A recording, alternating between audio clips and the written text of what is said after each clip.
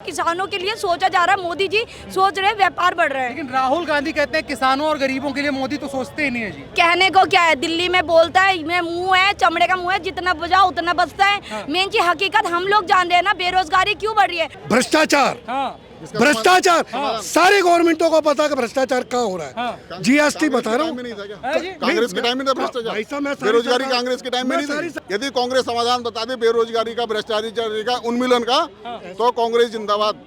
ऐसा सर नहीं तो तब तक मोदी जी जिंदाबाद। आपको मैम क्या लगता है कि इस समय कौन सबसे अच्छा चल रहा है, क्या नरेंद्र मोदी अच्छे हैं या राहुल गांधी?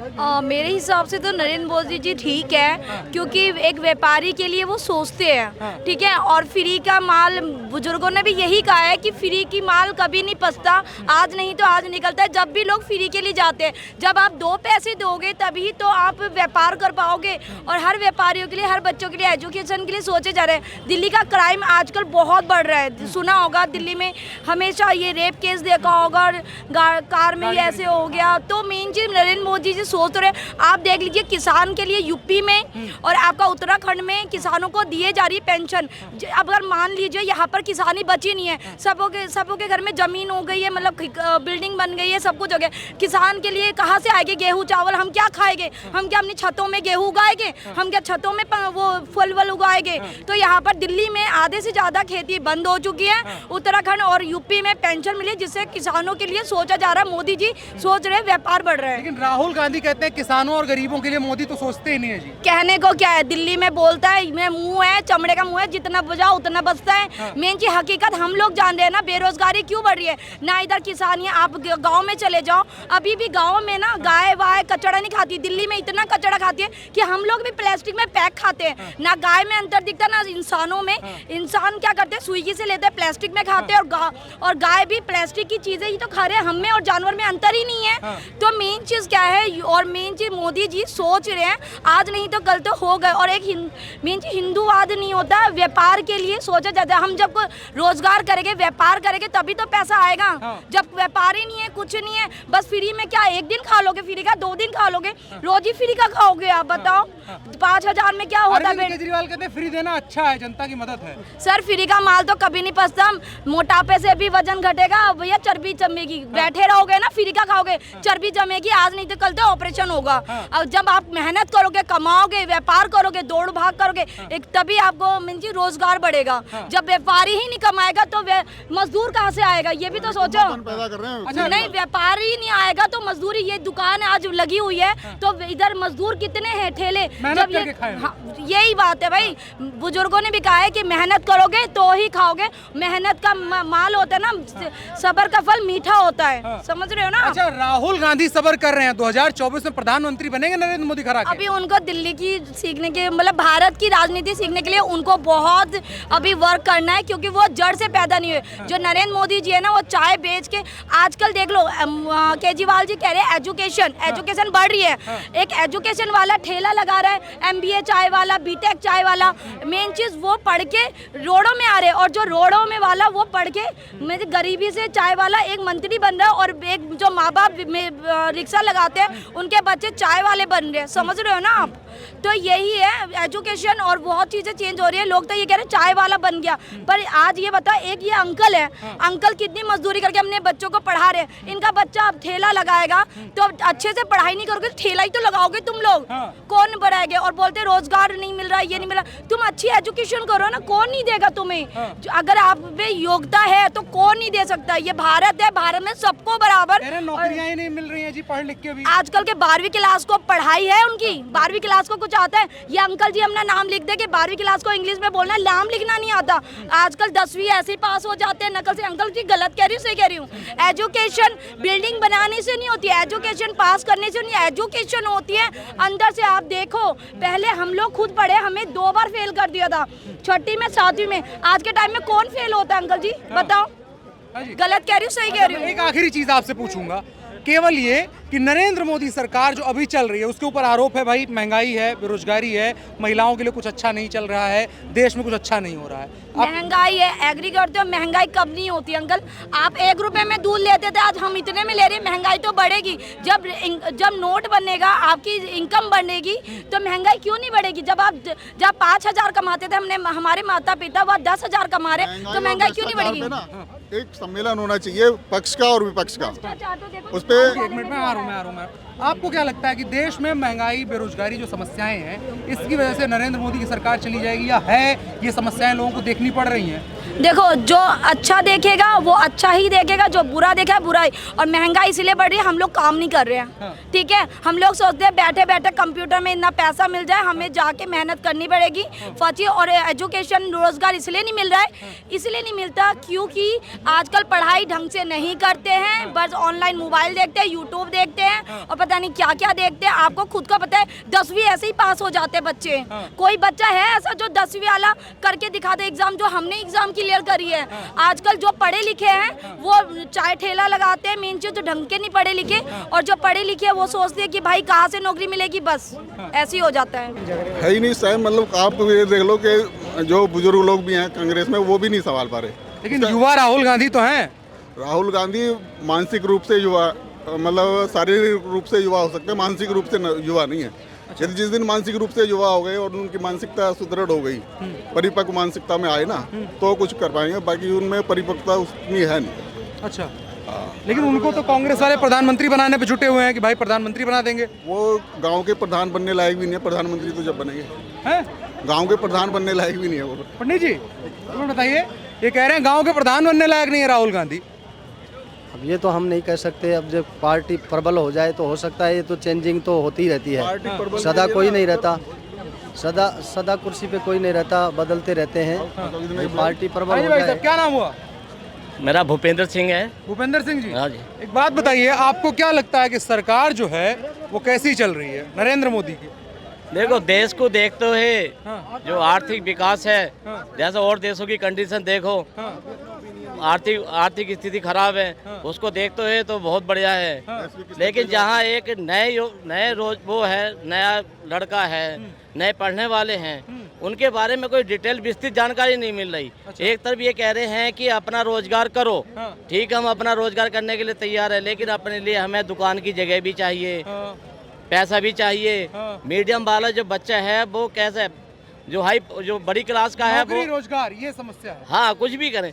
जो बड़ा वाला है वो तो अपने बाप की दुकान पे जाके बैठ जाएगा, बनिया का लड़का बनिया पे बैठ जाएगा, हल्दीराम का पोता हल्दीराम की संभाल लेगा विरासत। लेकिन मीडियम का, हम जैसों का बच्चा क्या संभालेगा उसके लिए?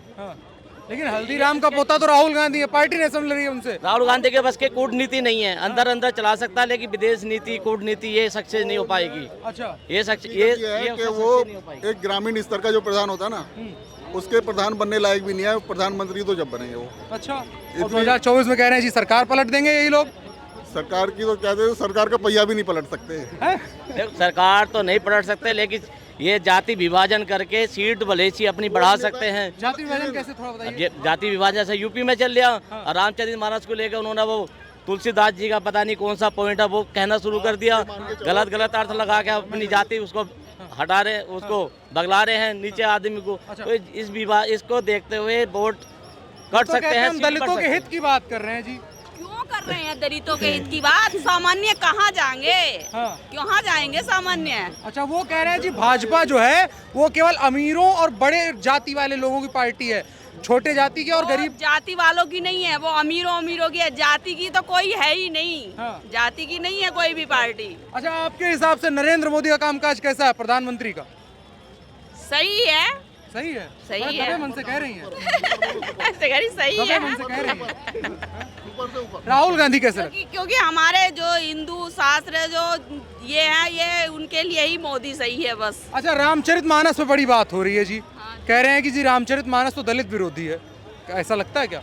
ऐसा क्यों लगेगा, क्यों होगा? वो ये कितने साल पुराना इतिहास है, वो आज कैसे बदला जाएगा ये बताइए आप। नारी विरोधी से कहते हैं। तुलसीदास जी इतने बड़े कवि हुए हैं, आजकल के किसी प्रोफेसर को उसका अर्थ ही मालूम नहीं है, जो उसका संवाद निकाल सके हमारे तो इतने पुराने ग्रंथ है, ऋग्वेद है, शास्त्र है, आज तक उनका किसी को हमें भी ज्ञान नहीं है, उसका अर्थ ना ही निकाल पाए। जो उस जमाने में जो समझा सकते थे हो सकते। अच्छा एक मिनट मैम से एक मैं आ रहा हूँ आपके पास। आपसे मैं जानना चाहूँगा, आप नारी हैं, स्त्री हैं, राम क्या नारी विरोधी थे, स्त्री विरोधी थे? नहीं थे। लेकिन ये लोग तो कह रहे हैं। नारी विरोधी होते तो दूसरी शादी ना कर लेते वे, जब जग में बैठे थे। मैम को जवाब देना, मैम को जवाब देना। आपको राम कैसे दिखते हैं? राम हमारे भगवान है, हमारे राम जो उसके पुराने पुरुषोत्तम है, सब कुछ वही है, मर्यादा थे, वे इंसान भी थे और एक तरफ से मानो तो वो भगवान भी थे। तो वो नारी का अपमान कैसे कर देंगे? लेकिन ये लोग कहते हैं कि भाई रामचरितमानस, यही तो राजनीति चल रही है। समाचारों को तो मुद्दा चाहिए, एक मुद्दा दबता नहीं है और दूसरा उसको उठा देते हैं। चाहिए समाचारों को नहीं, राजनीति पार्टी को चाहिए। गंदी राजनीति है ये। मेरे को अभी तक आपके देखते देखते मेरे को खैर 3-4 महीने हो गए। राहुल गांधी, राजीव गांधी, नरेंद्र मोदी, कौन प्रधानमंत्री बने, असली मुद्दे क्यों नहीं बात करते आप? किसे मुझे बता रहे हैं? मैं प्रेस वालों को बताता हूँ कि इस टाइम बेरोजगार आप मतलब यहीं से मैं रोक दे रहा हूँ। भाई साहब का मन था, भाई साहब ने बोल दिया, आपका मन हो उस पर बोलने का तो बोलिए, ना बोलने का मन हो जाइए। मेरा मन सिर्फ ये है कि इस हिंदुस्तान के अंदर बेरोजगारी, भ्रष्टाचार, महंगाई, अभी आप लोग इंटरव्यू हो रहे थे कल परसों, बताइए बेरोजगारी पर क्या स्थिति है देश? ठीक है, रोजगारी पे पहले 45 करोड़ रोजगार थे कांग्रेस के टाइम में, अब 40 करोड़ रह गए हैं। जबकि हमारे देश के प्रधानमंत्री जी ने बोला था 2 करोड़ नौकरी हर साल हम देंगे। हम उसको वो कहते हैं कि फेक है। मैं ये पूछता हूँ सर, फेक है, आप किस पद पे बैठे हैं? कभी आप ना बेसिक बातें कीजिए कि गरीब आदमी, अब बजट आ गया, बजट के अंदर शराब पे आपने टैक्स बढ़ा दिया। मैं तो करूँ 100% बढ़ाना चाहिए, और बढ़ाते इस पे, सिगरेट बीड़ी पे और बढ़ाते, गोल्ड पे बढ़ा दे, आप बढ़ा दो। भाई साहब सिलेंडर सस्ता कर देते, दूध सस्ता कर देते, आटे से GST कम कर देते। ये मिडिल क्लासों की बुद्धि है ना। आप इसमें तो बातें क्यों नहीं करते? आप किसी रोजगार से पूछिए, इन गरीब आदमी से पूछिए, मिडिल क्लास से पूछिए। आपको इस सरकार में खास करके ऐसी समस्या हुई कि भाई रोटी नहीं मिल रही है, कपड़ा नहीं मिल रहा, मकान नहीं मिल रहा? नहीं, रोटी तो मिल रही है, कपड़ा भी मिल रहा है, लेकिन बच्चों की शादी करने के लिए, रोजगार करने के लिए वो बैलेंस नहीं है। वो बैलेंस रहता है कि विपक्ष मतलब महंगाई के मुद्दे पे क्यों वार्तालाप नहीं होता?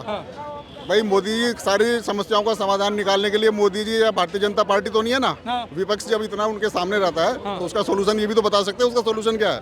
बताइए जी। सोल्यूशन है भाई साहब, नरेंद्र मोदी जी को मैं चैलेंज कर रहा हूँ, मेरी डिबेट करा दीजिए, डिबेट करा दीजिए। किससे? नरेंद्र मोदी जी से कोई भी डिबेट बनेंगे। रवीश कुमार कहते नौकरी छोड़ दिए। चलो हम तो बेरोजगार, भाई साहब बेरोजगार हैं, हमारे साथ डिबेट बताओ ना, ग्राउंड पे क्या है हम बता देंगे, आप कैसे नहीं बेरोजगार हैं? बेरोजगार हैं। अब भी ये कपड़ों में मत जाइए भाई साहब, कपड़े 50-50 रुपए बड़े मिल जाते हैं, ये 100 रुपए में लाल किले सेले लगते हैं, मिल जाते हैं, समझ गए? कपड़ों पे मत जाइए, डेली गुरुद्वारे आते हैं, 2 टाइम का लंगर फ्री हमें मिल जाता है। ये बड़ी मेहरबानी है उन सरदारों की जो 500 साल से लंगर चला रहे। सभी धर्मों में चलता है, सभी धर्मों में ना, नवरात्रों में लंगर लग जाता है हमारा, या कोई फेस्टिवल में लंगर, ये तो 24 घंटे। अयोध्या आइए, आपको 24 घंटे मिल जाएगा ना। चलिए, ये बहुत अच्छा करा, ये बहुत अच्छा करा जो लंगर की व्यवस्था कर दी, हमें बड़ी खुशी हुई। हम ये जो कह रहे हैं ना आपको, समाधान क्या है? ऐसा सोल्यूशन समाधान आपको पता है क्या है? भ्रष्टाचार। भ्रष्टाचार सारी गवर्नमेंटों को पता है कि भ्रष्टाचार कहाँ हो रहा है। GST बता रहा हूँ, कांग्रेस के टाइम में था भ्रष्टाचार, बेरोजगारी कांग्रेस के टाइम में नहीं थी। सारी सरकारों की बात, उसका समाधान कांग्रेसियों ने निकाला या विपक्ष ने निकाला? भाई साहब, अब आज सरकार नरेंद्र मोदी जी के, हम नरेंद्र मोदी जी को बोल सकते हैं। आज GST है, पैसा कौन ईमानदारी से GST पर? लेकिन बात यह है कि सरकार इस आधार पर पलट जाएगी तो कांग्रेस आएगी। नहीं, पलटने ना पलटने, समाधान बता दे, कांग्रेस समाधान बता दे, कांग्रेस जिंदाबाद। ऐसा है जी, पलटने नहीं पलटने की बेरोजगारी का समाधान है पक्का। यदि कांग्रेस समाधान बता दे बेरोजगारी का, भ्रष्टाचार का, उन्मूलन का, तो कांग्रेस जिंदाबाद। ऐसा सर, नहीं तो तब तक मोदी जी जिंदाबाद। वो तो अनंत काल के लिए देखिए, जिंदाबाद है। जो सरकारें आई हैं हमारी, नरेंद्र मोदी जी आए, राहुल गांधी जी आए, हर इंसान मिडिल क्लास हो या गरीब आदमी। ये तो बात फिलोसफिकल हो गई। प्रश्न ये है कि भाई राहुल गांधी कह रहे हैं बेरोजगारी महंगाई के आधार पर सरकार पलटी जानी चाहिए। नहीं, देखो ये तो खैर 140 करोड़ जनता तय करती है, ये राहुल गांधी के अकेले कहने से सरकारें नहीं पलट। लेकिन क्या कांग्रेस को भारतीय जनता पार्टी से पलटकर सरकार में आतंकवाद पे क्यों नहीं होते? कांग्रेस ने आतंकवाद खत्म करा? नहीं करा। किसने आगे खत्म करा? मोदी जी ने आगे। कितने पिछली मतलब कांग्रेस के टाइम में कितने आतंकवादी हमले होते थे? भ्रष्टाचारी किसने बनाए? कांग्रेस ने। भाई आप ये मान के चलो भिंडरावाला को किसने पाला था? कांग्रेस ने ही पाला था ना। फिर बाद में जब वो उनके हाथ से निकल गया तो फिर बाद में उसमें गोलियां इंदिरा गांधी के बारे में कई अखबारों में लिखा था उस समय। भिंडरावाला देशभक्त है इंदिरा के दरबार में, दिल्ली के दरबार में, तो हरिओम पवार की आपने सुना भी होगा। तो आतंकवादी पाले किसने? आतंकवादियों पे बात क्यों नहीं करते? भ्रष्टाचार पे करोगे, आतंकवाद पे करोगे, या आप इस पे बेरोजगारी पे करोगे, पर उसका समाधान भी तो भाई विपक्ष है, ठीक है, उसका आप बैठ के समाधान भी तो निकालो। मोदी जी ये थोड़ी ना कि मोदी ये तो कहते हैं जी समस्याएं बताएंगे, समाधान से हमको मतलब नहीं है। भाई समस्या बताओगे, उसका समाधान भी तो बताओ ना। भाई आपके जहन में होना तो चाहिए, भाई देश तो सबका है, भाई इनका भी है, भाईजान का भी है, हमारा भी देश है। यदि आप देश मानते हो तो ये उसका सोल्यूशन भी तो निकालो ना। अपने बच्चों को क्यों जाने देते हो आतंकवादी में? भाई जब तुम्हारे लिए आज पाकिस्तान में चले जाओ, पाकिस्तान भी मोदी मोदी चिल्ला रहा है, तो क्यों चिल्ला रहा है वो? कि उन्होंने कंट्रोल करा, आतंकवाद पे कंट्रोल करा, पाकिस्तान में खुद ही रोजगार, बम फोड़ रहे हैं, आतंकवादी फोड़ रहे हैं। आप देखो ना, रोजगार पे कंट्रोल करा। आप यदि बेरोजगारी बात देखो ना, बेरोजगारी पाकिस्तान में जाके देखो, वो बताएंगे ना कि बेरोजगारी क्या होती है। तो वो भी मोदी मोदी चिल्ला रहे हैं। वो क्यों चिल्ला रहे हैं? कि आज हमारा प्रधानमंत्री मोदी होना चाहिए। वो किस लिए होना चाहिए? कि उन्होंने सब चीज़ों पे कंट्रोल करके दिखाया।